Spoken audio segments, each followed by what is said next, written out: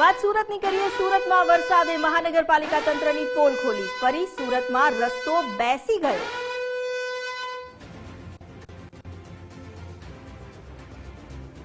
વરસાદે ફરી એકવાર મહાનગરપાલિકાની પ્રી મોન્સૂન કામગીરીના લીરે લીરા ઉડાવી દીધા। સુરતમાં રસ્તો બેસી જવાની ઘટના બની છે। ઉધના વિસ્તારમાં રસ્તો બેસી જતા એસટી બસ ફસાઈ ગઈ। મુસાફર ભરેલી બસનું ટાયર રોડમાં ધસી જતા મુસાફરોના જીવ અદ્ધર થઈ ગયા। શરૂઆતમાં વરસાદમાં જ સુરત મહાનગરપાલિકાની પોલ ખુલી ગઈ। સુરત મનપા તંત્રની કામગીરી સામે સવાલ ઉઠ્યા।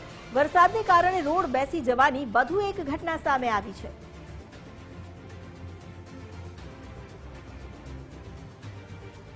વધુ જાણકારી આપી રહ્યા છે સંવાદદાતા રાકેશ બ્રહ્મભટ્ટ। રાકેશ, વધુ એક ઘટના રોડ બેસી જવાની ને આજે તો એસટી બસ જે હતી તેનું જે વ્હીલ હતું એ ધસી ગયું છે।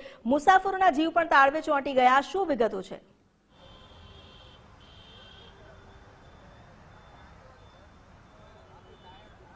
બિલકુલ હજુ તો ચોમાસાની શરૂઆત થઈ છે અને આ ચોમાસાએ સુરત મહાનગરપાલિકા તંત્રની પ્રી મોન્સૂનની કામગીરી સામે સવાલો ચોક્કસથી ઊભા કર્યા છે। કારણ કે ફરી એક વખત સુરતના ઉધના વિસ્તારમાં જે રોડ બેસી જવાની ઘટના બની છે અને આ ઘટનાની અંદર જીએસઆરટીસીની જે બસનું ટાયર છે તે આગળનું ટાયર ધસી જવાના કારણે બસમાં સવાર જે મુસાફરોના જીવ છે તે તાળવે ચોંટી ગયા હતા।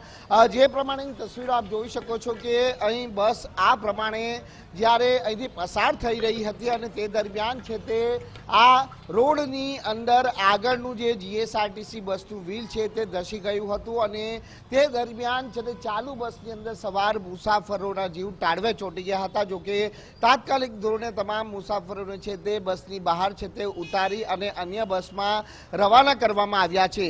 એ જે આગળનો રોડ બેસી ગયો છે તેની પણ તસવીરો આપને બતાવવાનો પ્રયત્ન કરીશું કે જે આખો આ રોડ બેસી ગયો છે એટલે રોડ બનાવવા પાછળ કઈ રીતની વેઠ ઉતારવામાં આવી છે તેની સ્પષ્ટ જે વાસ્તવિક તસવીરો છે તે અહીં જોવા મળી રહી છે।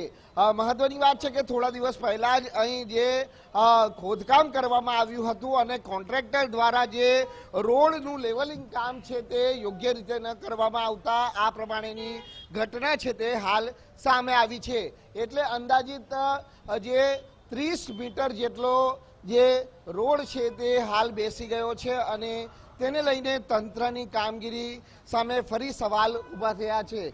હાલ જ્યાં આ ઘટના બની છે તે ઉધના નવસારી મુખ્ય માર્ગ છે અને મુખ્ય માર્ગ ઉપર આ ઘટના બનવા પામી છે ત્યારે અહીં સ્વાભાવિક છે કે પાલિકાના કોન્ટ્રાક્ટરો દ્વારા કેટલી ગુણવત્તાયુક્ત જે રોડ રસ્તાઓ બનાવવામાં આવી રહ્યા છે તે પ્રશ્ન છે તે અહીં ઉપસ્થિત થઈ રહ્યા છે। આ પ્રમાણે ટ્રાફિક જામની સ્થિતિ પણ છે તે અહીં સર્જાઈ રહી છે કારણ કે સીધો જે ઉધના નવસારી જે મેઇન રોડ છે એ ઉધના નવસારી મેઇન રોડ પર આ ઘટના બની છે ત્યારે લોકોનું શું કહેવું છે એ પણ જાણવાનો પ્રયત્ન કરીશું। ભાઈ, કેટલા વાગે ઘટના? ये सुबह मेरा 5 बजे मैं टेम्पा लेके आया भैया। यहाँ पे सब मेरा टेम्पा यहाँ पे पलटी हो गया था। सुबह 5 बजे और 6 बजे ये बस यहाँ पे फंसी हुई है।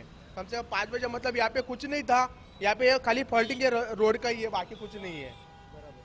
अच्छा, कुछ घटना बनी थी यहाँ एसटी बस भी यहाँ पर जो टायर है वो जमीन में धस गया। टायर ही फंस गया ना जमीन में, इसलिए तो ये सब मतलब ये कुछ भी खड्डा वड्डा कुछ नहीं था। फिर ये रोड जो बनाया है ना पहले, इसके वजह से ये टेम्पा पलटी हो चुका है। क्या लग रहा है किस तरह का रोड बनाने में किस तरह की कामगिरी की गई है? कामगिरी का तो है भैया, बाकी कुछ नहीं है। તો બિલકુલ ટેમ્પો પણ છે તે પલટી મારી ગયો હતો તેવું અહીંના રાહદારીનું કહેવું છે કે જેઓનો પોતાનો અહીં ટેમ્પો હતો। તસવીરો જોઈ શકો છો કે ટ્રાફિક જામની સ્થિતિ સર્જાઈ છે। હજી તો ગઈકાલના રોજ મોટા વરાછા ખાતે આવેલા કલાકુંજ બ્રિજ નજીકનો જે આખો 1.5 કિલોમીટર સુધીનો જ્યારે રોડ બેસી ગયો હતો એ ઘટના સમી નથી। ત્યાં વધુ એક ઘટના સુરતના ઉધના નવસારી રોડ ઉપર બનવા પામી છે અને તેને લઈને તંત્રની કામગીરી સામે આવા અનેક સવાલો છે તે અહીં ઉપસ્થિત થઈ રહ્યા છે।